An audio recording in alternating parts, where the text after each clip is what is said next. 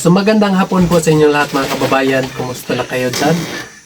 So nandito ako ngayon sa bahay nila Merlin.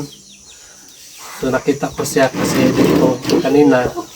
So pinuntahan ko siya dito mga kababayan. At gusto ko siyang kakausapin.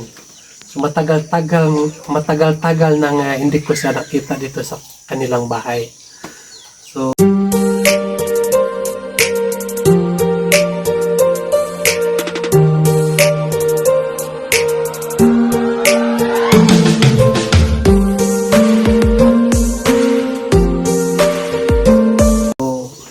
isang araw ay nakikita ko siya nga nandito.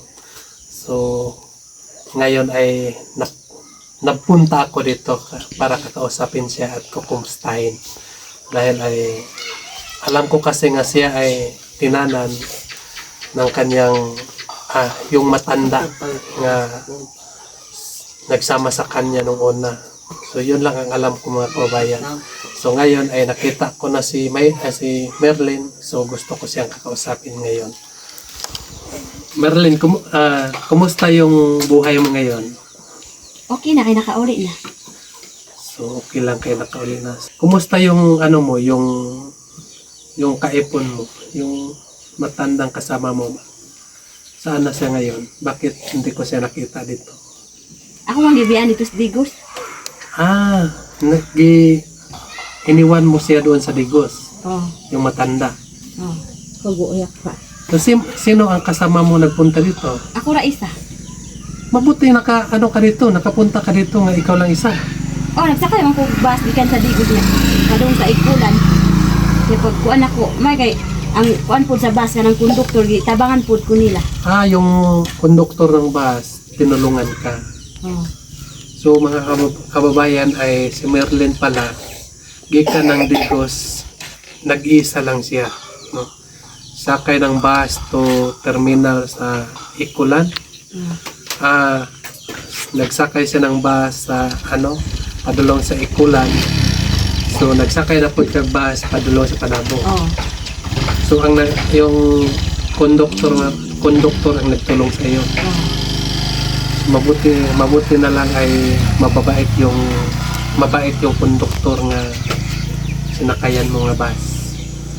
So pag-abot nimo ng pagdating mo ng Panabo, sinong nang ginawa mo para makapunta ka dito sa atin? Kasi yung Panabo kasi dito sa amin mga kababayan, malayo pa. Mahigit 2 oras pa magbiyahe bago tayo makarating dito sa aming lugar. So anong ginawa mo para makadating ka dito sa ating lugar? Ang akong gibuhat kay pag-abot na ko dito sa terminal sa Panabo. May nalang kay naay unsa ni kanang umbak.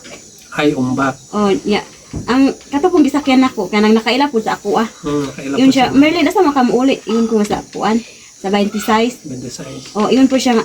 Pila man imong kwarta dira, yun po ko. Ang akong kwarta diri 600 ra jud akong dala. Yun siya, sige. Ihatod na lang tika bahala na 600 ra imong kwarta kay para makauli na kakagabi na. Kuan na gud alas 7 na. Alas 7 sa gabi. Oh. So yun palang mga kababayan. Ang ginawa ni Merlin, pag-abot niya sa terminal sa bus sa Panabo ay nakakita na siya ng umbak. At saka doon nag-usap sila sa driver. Tinanong sa driver siya kung magkaano yung pira niya. So sinabihan ni Merlin nga 600. So yun ay hinatid siya dito. So mabuti na lang mga kabayan ay mayroon mga taong mababait nga matulungin, no? Matulungin sa mga katutubo. Kahit ganito lang tayo mga kababayan, kahit ganito lang, mga katutubo lang kami, pero buti na lang mga kababayan ay mayroon mga taong mababait. So siya ay nakaabot dito nga walang nangyaring masama. So nandoon ka sa inyo, ayos lang ba ang pamumuhay ninyo doon? Ano ang hanap buhay ninyo doon? yun pa rin. Hmm. Antaki mo niya. Ako, digos. Usay magkuan kani maninda ang tiguang sa mineral. Manindag mineral yung tiguang. Ikaw, Basta udto na kayo, daon ako niya papangayoon na. so pag tanghali na daw ay dalahon na siya, no? Doon sa sa traffic o sa karsada. O sa karsada. So siya ay nandoon sa karsada, mga kababayan, nakaabang siya doon at manghihingi siya ng mga dumaraan na mga dadaan na mga sasakyan, mga kababayan. So yun ang kanyang buhay na simula nga nagsama sila yung kalibin ay yung kaipon niyang matanda. So ngayon, anong balak mo sa buhay mo? Gusto ka bang bumalik pa sa yung kaipon mo dati? Dili na. Dili na gid ka mo balik. Dili na gyud. Ay sana lang. Dili na gani kaya tagam na. Pero kaysa na lang. Yun, mga kabayan, si Merlin ay hindi na daw siya bumalik sa kanyang yung kaipon niya. Dahil na daw siya natagam. Anong Tagalog sa natagam? Natagam na daw siya, mga kabayan. Hindi na daw siya mabalik. No? So, mas maganda, Maylin, nga nakauli ka na dito. So ako ay isang masaya rin nga nakikita ka dito sa inyong bahay. Kasi po ay hindi natin alam ng mga tao. Nandoon ka sa karsada. Minsan din natin maiwasan nga may mga tao nga yung mainit yung mga ulo nila ba. Gani.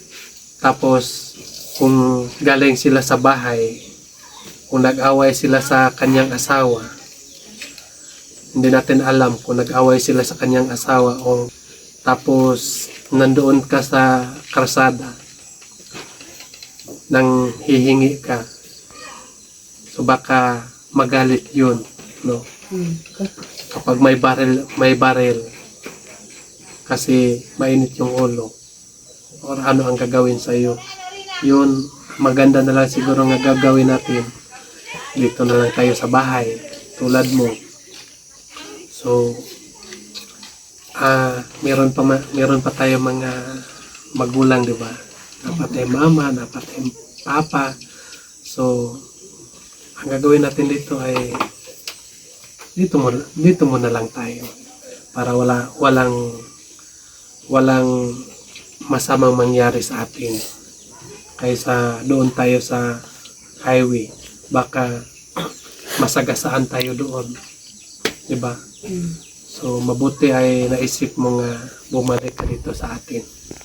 So yun, mga kababayan, si Maylin at bumalik na dito sa amin at hindi na daw siya babalik doon sa kanyang kaipon. At saka yung birth certificate ni Christy, mga kababayan. So, gi-process na, mga kababayan. So, may antay-antay na lang ako kung kailan yun lalabas. At saka, nagpapasalamat din ako sa nagtulong doon sa mga birth certificate. Kasi hindi ko kaya yan kapag ako lang. So kailangan nga merong marunong gumawa, no? Pero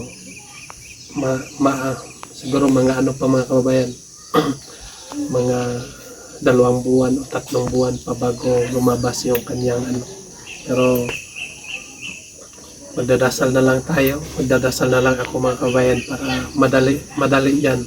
Kasi kinakailangan nila yung kanilang mga birth certificate. So, meron din mga pamangkin ko na kinunan ko ng mga NSO. So, okay na, mga kababayan.